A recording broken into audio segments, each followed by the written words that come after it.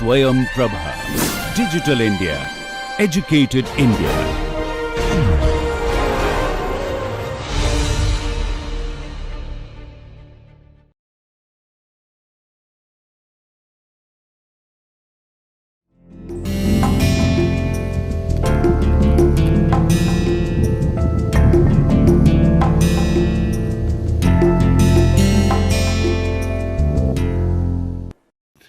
In this lecture, I will look at the effects of the emerging economic structure on the Indian social structure. In doing so, I will have to talk about this what's called this phenomenon of embourgeoisement. I will spend some time on it, but basically I've already talked about how what's happening to the approach of all governments towards economic growth has been that economic growth should also simultaneously address this question of equality, address the issue of providing, including larger and larger segments of the population which is oppressed and marginal, in the process, including them in the process of economic development. This was that's why the policies were designed in order to ensure both economic growth and equity. I have also mentioned that there was a hope raised very early, that in the early days of India's independence, that we will attain with development, we will attain a classless and casteless society. Now it's time for us to examine how the Indian society has changed. As I have pointed out in my earlier lectures on how the economic growth has affected caste and minority, religious minorities and so on, what emerges clearly is that instead of caste becoming instead of caste disappearing, instead of notions of caste and caste loyalties becoming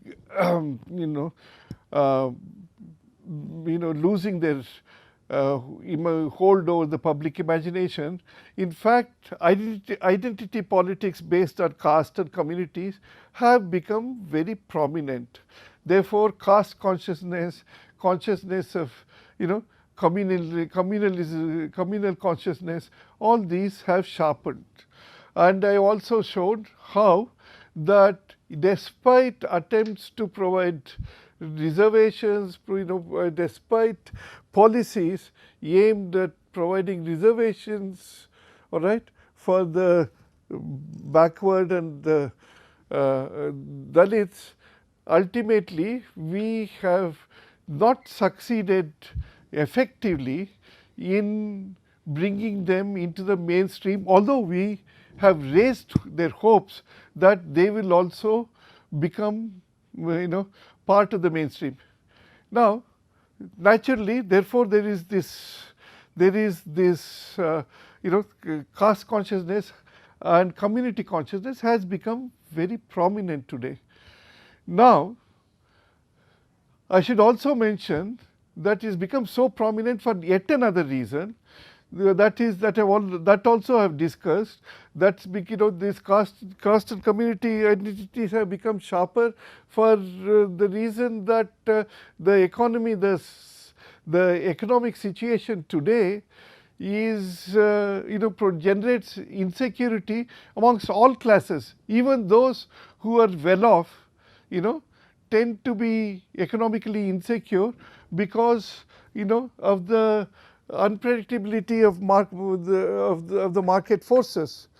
So, if anything, that's why this is one of the major reasons why there has been a clamor for reservations among the dominant castes who have had a dominant share of power and who have taken advantage of the economic opportunities that opened up and have prospered.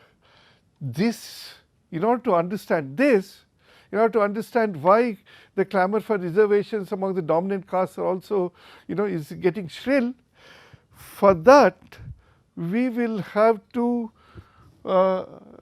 look at the class structure. I think what has happened is that these reservation policies, egalitarian policies have worked, but they have only worked in a segmental fashion.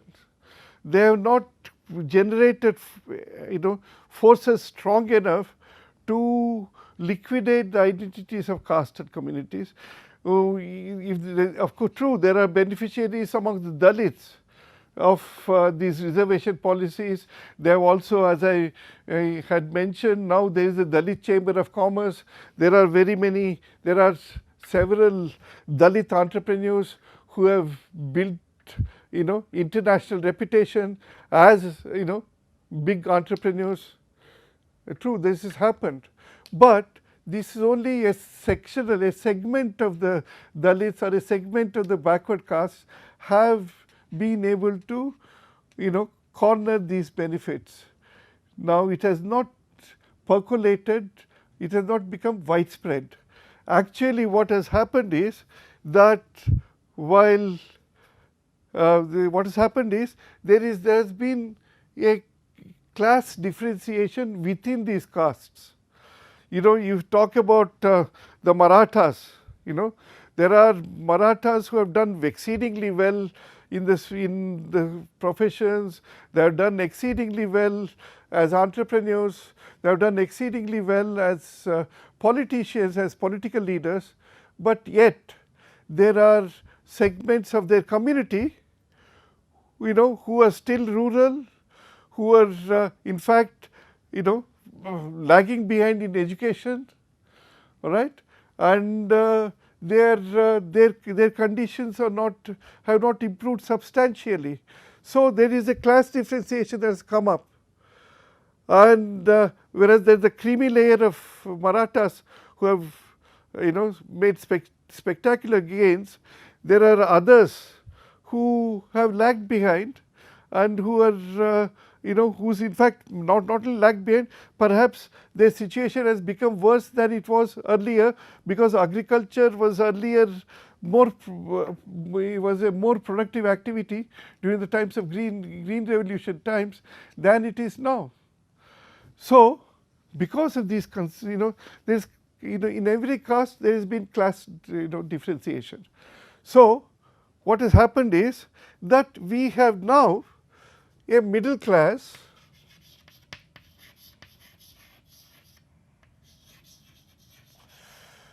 a new middle class has emerged, educated, professional, technically competent middle class, highly skilled middle class has emerged from all the castes, from a wider spectrum, not all the castes, from a wider spectrum of castes. This is the creamy, actually I can say that this is the creamy layer. This middle class, this new middle class is the creamy layer. But while they are, you see, when they become prosperous, the middle class has expanded. When you become prosperous, you bring along with it, ideas of cosmopolitanism, ideas of, you consider, you'll start, realizing that caste is only a cultural marker. You will not, you will think that you will start realizing that rituals are not that important. rituals of purity and pollution are not that important, and you will become a more universal, more cosmopolitan person, willing to engage with people of different castes as on equal as your equals and so on.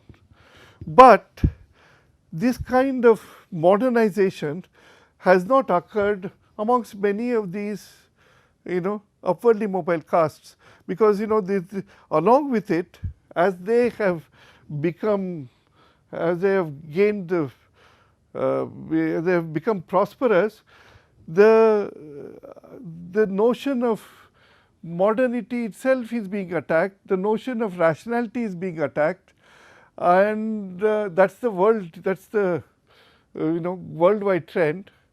And along with it, now they the same middle classes want to there is a tendency in them to go back to their roots and traditions and revive them as a mark of their new identity, as they want to assert their new identity, because they want to gain social esteem, they want to convert their newfound prosperity into social esteem. So what happens is there is a tendency for them to this happens in all sections of the middle classes. There is a tendency to go back to religion, go back to their traditional customs, and highlight them, proudly proudly work for its cause and all that. So as a consequence of this, what has happened is that these middle classes, especially the politically aware middle classes, are using their for instance their kin and caste ties to mobilize political support for them. All right. So what has happened is, instead of caste consciousness disappearing, evaporating into thin air, caste consciousness has become even greater today. And as I mentioned in one of the earlier lectures, the champions of Hindutva, the foot soldiers of Hindutva, were actually the people, the beneficiaries of reservation. They were in the lead in the movement for Ram Janmabhoomi, for instance. All right. One of the progressive thinkers, leading distinguished progressive thinkers, bemoaned this, the fact that Dalits have become great followers of right-wing parties, and that they should actually it is in their class interest to identify themselves with more revolutionary political parties. But that does not happen, that did not happen.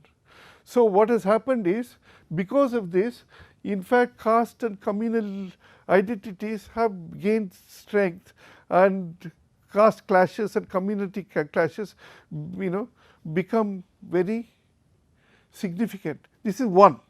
I want to mention this. This is very important. I want to mention this, that along with it, let me elaborate this for a little more. I've talked about caste and community clashes. You see, because this section of the new middle class, right? This new middle class is intensely conscious, proud of their caste identity. They become intensely proud of their caste identity. And what happens is that they also resist attempts the processes in society which churns up social relationships, especially marital relationships. Now there is because women are regarded as the symbols of a particular caste, are the flag bearers of caste identity, or the big what shall I say, they mark the boundaries of caste. All right.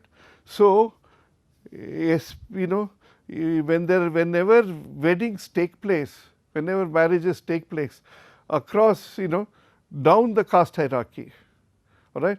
When a woman higher in the caste hierarchy chooses, this is also a process of modernization, this is bound to happen, chooses somebody, you know, of a lower caste, then there is, you know, community reaction is you know, very severe, it becomes very severe, and there are instances, for instance, there are, you know, reports, for instance, we are familiar with reports of Khaps, you know, Jat, Khap organizations among the Jats, you know, prohibiting inter-Gotra marriages. Of course, they will not only prohibiting, they even pass death sentences. I don't know who will carry out those death sentences on those who marry, you know, on women who marry, you know, say a boy from a Dalit community. Similarly, in Tamil Nadu, instances of caste atrocities and caste, all right, caste atrocities, atrocities on Dalits flare up if there are, you know, if an educated Dalit, you know, if an educated Dalit boy, you know, engineer, you know, falls in love with his colleague in his office who happens to come from an upper caste. So and he marries her. Then you know, such couples have been killed in open daylight, broad daylight, in you know, in shopping in front of shopping malls, and nobody has protested. This kind of atrocities, you know, are on the increase because, you know, this women have become the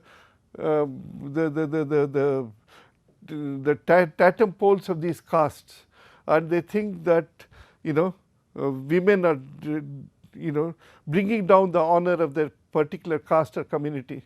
And this is also the reason why there is so much of tension and tension caused by this notion of love jihad, because conspiracy theory, this is a conspiracy theory adduced by the votaries of, you know, by the votaries of right-wing parties, Hindu right-wing parties.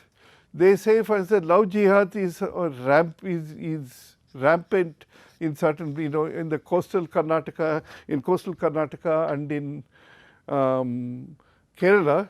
They want to prevent it. They want to monitor young women. They want to make sure that young women do not mix with their, you know, classmates, college-going women, do not mix with their, you know, classmates, boys. Usually, it's the boys, Muslim boys, who are more predominant rather than Muslim girls in these educational institutions, higher educational institutions. So there is a tendency for you know, women, Hindu young women, you know, mixing with young Muslim boys and ultimately getting married to them. This is resisted by Hindu right-wing organizations and is given a political color. The point that I am trying to make is that this rise of the rise of this new middle class has resulted in these caste tensions and communal tensions, and in fact it has you know, it has instead of the political discourse that we are having is very recursive political discourse. It's not, you know, it does not promote inclusion, it does not promote in the name of nationalism, it is producing, it is generating more of, it's generating alienation, a sense of alienation among minorities, among the Dalits and other oppressed sections of the other oppressed sections of society. And you know, instead of promoting nationalism, they talk about nationalism. Instead of promoting nationalism, they may even, you know, intensify anti-national sentiments. Of course, this I'm only telling you one portion of the story. There is also the other side of the story, that is that fundamentalisms, Islamic fundamentalisms also have become are now on the ascendant, as a consequence of which there is this widespread Islamophobia, fear of Islam, fear of political Islam from spreading, and converting, everyone who comes, who comes under its influence. So that kind of thing also is encouraging these kinds of divisions and polarizations. That is one consequence of this is the consequence. This doesn't really promote inclusion. All right. Now, fortunately, the middle class has two faces, or maybe it is three faceted, three faces.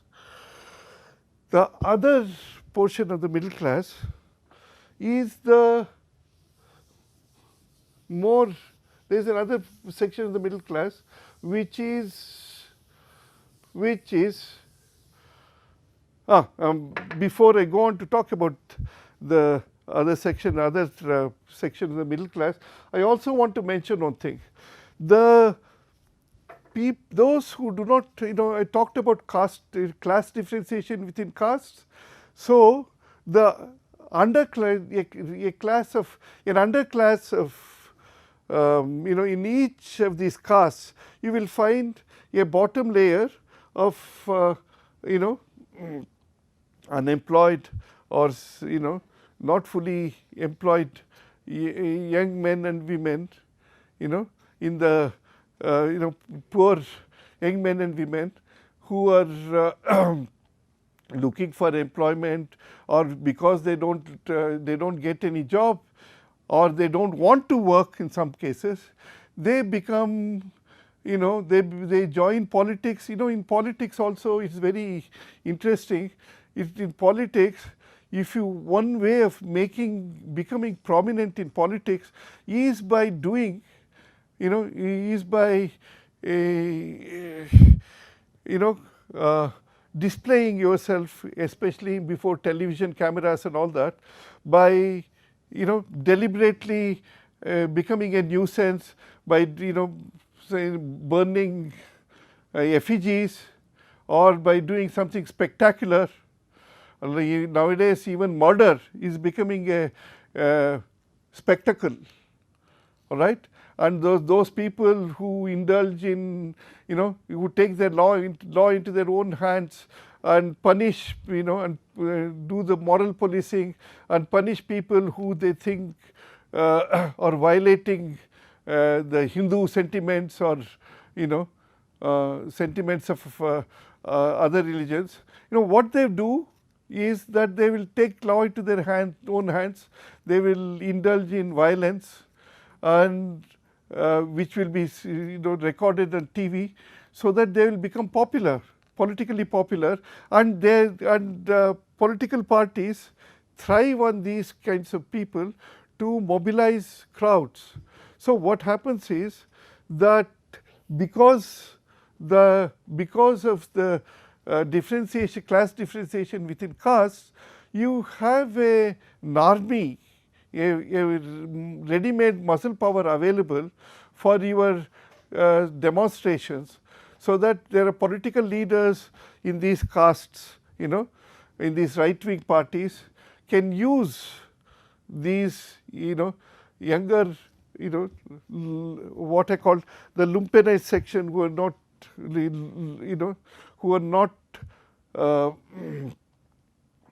become part of the mainstream, who cannot become part of the mainstream, or even if they do, they are in the lower rungs of employment. It's they who become the muscle power for various kinds of violent spectacles that are projected on the TV from time to time, in favor of the right-wing parties, of one type or the other, or in favor of even parties which claim to be centrist. They also use these anti-social elements to their advantage.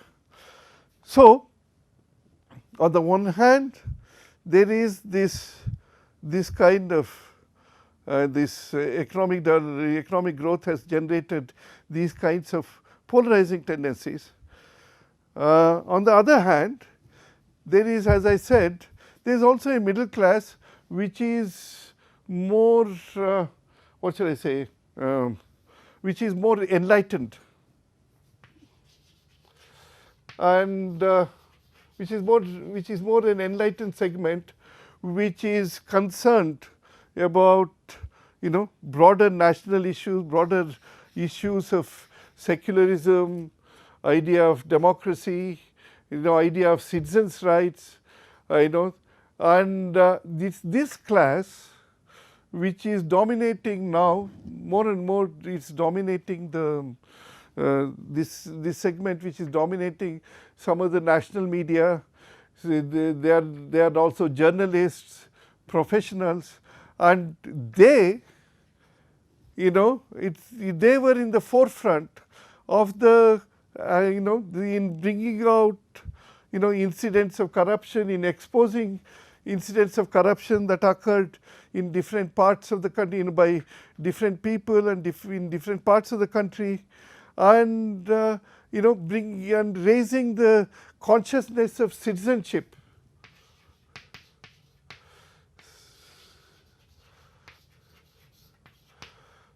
All right, consciousness of citizenship, raising issues of liberty in a very big way. So there is also a segment of the middle class which is more cosmopolitan, as I said, more enlightened. All right. The problem is, it is arguing for rights of citizens, liberty, and so on. And then also talks about secularism, secular values. All this is very noble, high-sounding ideas, noble ideas, and I think we should give the credit where it's due. I think the Aam Aadmi phenomenon, the AAP party, when it thanks to the AAP party, there was a big, I think there was a big demonstration against corruption in Delhi, in 2012, 2011, 2012, and this party was exceedingly successful in mobilizing, not only Delhi citizens but also thanks to Anna Hazare, of course. Anna Hazare led the movement. So, but the notion, the thesis that this party, this middle class party, this middle class outfit, not organization, advocated was, it's because of corruption that India is lagging behind, and it's because of corruption there is so much of crime, there is so much of that we are getting, the citizens are not getting their rights, and governance has been very shoddy, and it's because of corruption that women are getting raped in streets and the police look the other way, and it's because of corruption that there are these atrocities and so on. It's a this new middle class, this middle class has played a very continues to play a very influential role in Indian politics, but unfortunately the problem is that the problem is that this is they're now talking to this particular class that the influence is confined to the media, all right? It's very influential, but at the same time, the very fact that they mainly use English, all right, and the fact that they cannot link themselves with effectively with you know with the elite, with the intellectuals and the middle class, that are new middle classes that are emerging in the states, who I call the vernacular elite. So unfortunately, because of that, these it's very easy to point out. It's also easy to effectively counter them, their ideas, and to point out that their own ideas of universalism, their own ideas of secularism are really biased, or biased by their own by their own interests and their own cultural moorings. So it's become difficult. The problem is that India is now not in a mood for a dialogue, and this is also because what has happened is that Professor Amartya Sen said that Indian tradition, the Indians are argumentative. He wrote this book titled The Argumentative Indian, saying that Indians want to resolve their problems through argumentation. There we are very fond of arguing with each other till we come to till we resolve problems. But unfortunately, today there is the scope for argumentation has shrunk enormously. That's because there is no scope for dialogue possible. Actually, what's happening, if you look at the media, the discussions on television channels, you will find that people are usually talking across each other. No one is hearing, if there are two opponents, two people with opposing points of view who are appearing on the TV, they are not they are not taking the argument of the rival seriously and countering it with reasoned responses. Instead, they shout at each other. This is the same is this is, in fact, this tendency is enhanced by the social media, that is the Facebook and Twitter that we have, where people freely abuse people you don't people they don't like. This called trolling, both on the Facebook and on Twitter. If you see the conversations, people sometimes resort to very debasing in language to attack public figures who they don't like, and then they use all kinds of pejorative adjectives to condemn them. So the point that I'm trying to make is that we have the middle classes are not proving earlier. I should mention this too.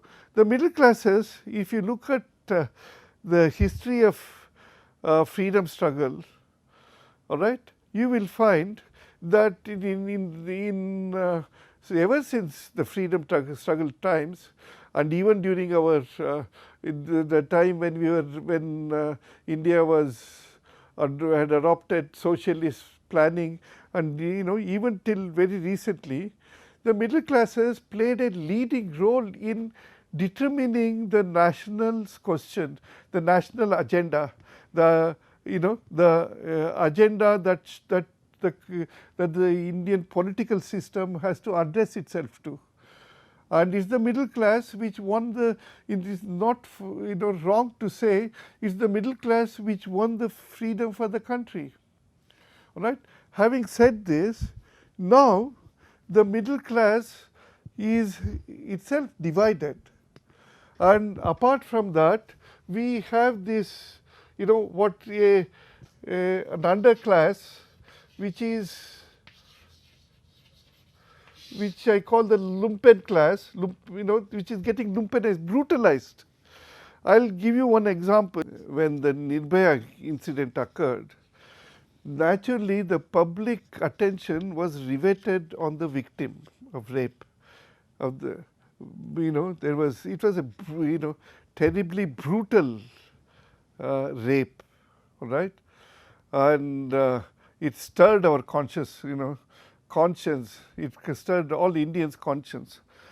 But in all this, in all the, talk that, followed that rape and all the agitations that took place and all that, what we missed out is something very sociologically very interesting, all right? I think this is also the reason why, rape has become a major issue in national discourse today, especially rape of middle class women has become a national issue because of this. You see, who were the attackers? Who were the rapists? One of them was not even an adult. He was only a child. All right? He was regarded as, he was less than 16 years old. And it's reported that he was the most brutal of the three people who were found guilty. Now, what's very interesting is that, you go into his background. It is, it's a kind of, it's a background which sort of, makes you understand why he indulged in this brutality. I think this boy was a runaway, from his home. He did not have any, he was living wherever he was living. He was not living with his parents, and he had been brutalized himself. For all you know, he has been made to work in that bus service, day and night for more than 12 hours a day. He had to work. He had to eat. He had to sleep in the bus. He had to eat whatever that's available, and for entertainment, maybe he was into drugs also, and he had been brutalized himself so much that in fact it was his attempt. He was this gruesome attack shows that he was a pathological case, and that he had been so brutalized. If that is the condition, brutalized by poverty, brutalized by by the conditions of his of employment, all right, and inhumanity of treatment. You see, this is not just here. The Catherine Boo wrote a book called Behind the Beautiful Forever, I think. I will give the exact title subsequently. But in that book, which is in a Mumbai slum, it shows it brings out vividly the brutalizing life of the slum dwellers. You see, for instance, this rag picker had to, would sleep in the godown where in a small hut in which he stacks all his papers. He would sleep in that godown itself, but rats are running all over the show. Rats sometimes go and bite him, all right? And similarly, the kind of viciousness amongst the neighbors in this in the slum, and how they betray each other just for paltry money. And then there is one incident that is recounted where boys from the slums are recruited by to work as waiters in a 5-star hotel, and they are very pleased that they are going to have a glimpse of the 5-star hotel for the first time. But when they are told not to look up, they have to take trays of drinks and food and other items and move around the invited guests.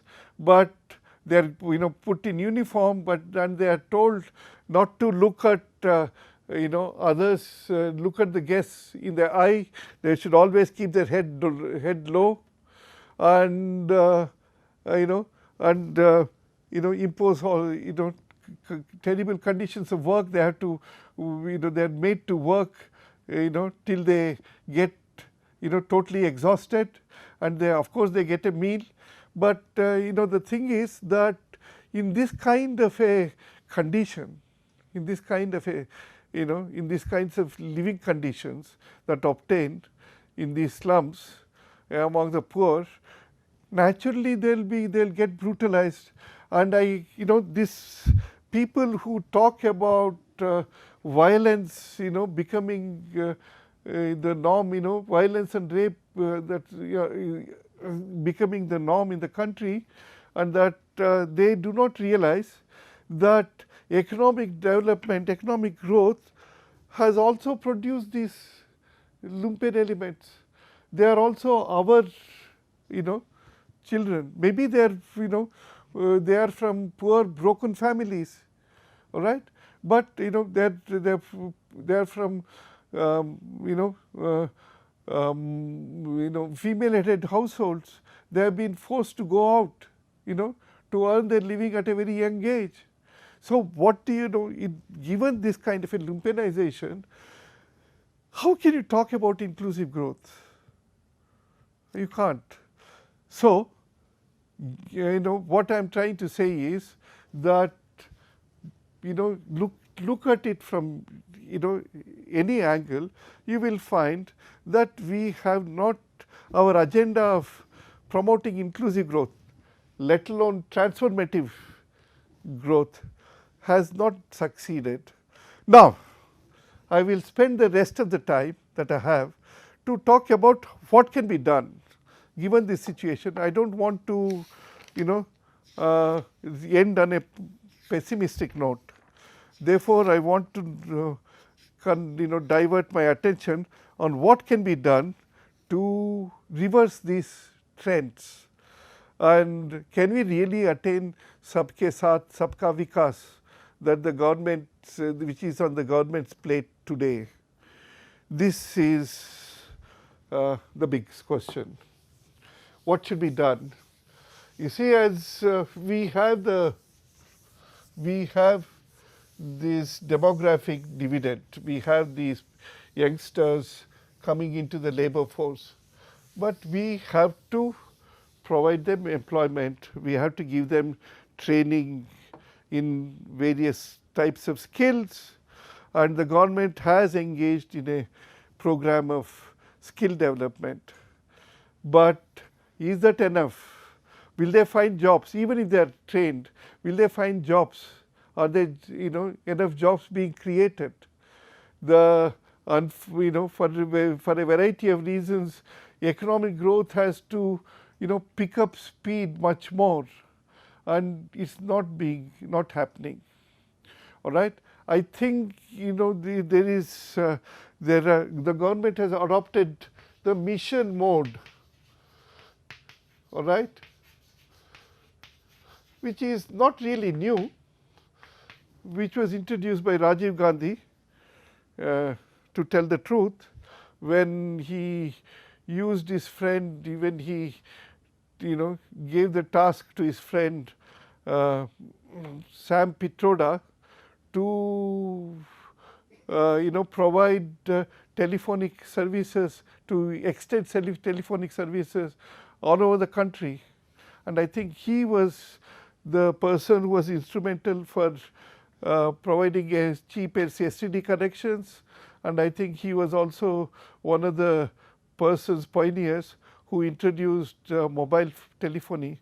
But be that as it may, he did it using the mission mode. That is, an organization is set up dedicated to this task, and whatever it wants to do, all the bureaucracy is told that to clear the way, to cater to all the demands that this organization makes, so that succeeds. Rajiv Gandhi also started the Clean Ganga project on a mission mode, in the mission mode, but he did not, that did not work out. So the government is adopting mission mode to build road infrastructures, to build village roads and several other things, to improve the economic infrastructure of the economic infrastructure, which will of course be effective. But then, and also government has several Make in India Make in India program and startup program and various other programs. It wants to encourage entrepreneurs, innovators, innovation and so on and so forth. But as of now, the approach has always been that first you promote development, promote growth, increase growth, and then take care of the distributional aspects.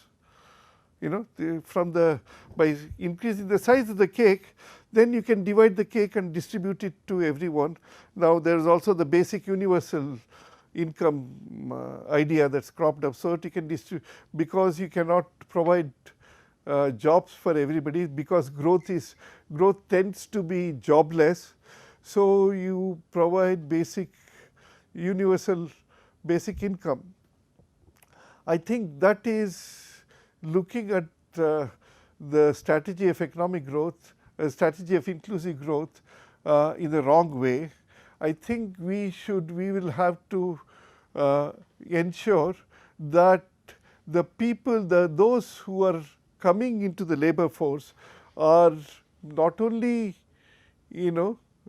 found jobs, but also they are provided with skills to ensure that they will be employed even when the jobs that they are doing sort of become obsolete, and they have to again look for other jobs. So what I mean to say is that there should be a program, a constant program of skilling and reskilling the workers. There is like in college education, you have to train workers continuously on a continuous basis, so that at every level they learn new skills which are very valuable in the market. That is one program that's what they should do. When you want to reskill, when you want to retrain the youth, in this fashion, you also have to have a vision of what the future holds. Unfortunately, so far, maybe the government is actively thinking of doing it, but so far I do not see any signs of the government seriously taking up this issue of creating a vision of India in the future. That is because why I think it's very important is technology is changing rapidly. You see, even when we were thinking of investing in rapid industrialization and providing workers, providing people with factory employment, they'll become industrial workers, all right. Even when we are thinking along those lines, the technology has changed so much. For instance, in car production, most of the technology earlier, car assembly plant, Ford and other companies, all right, they required thousands of workers in a plant to deliver to produce cars.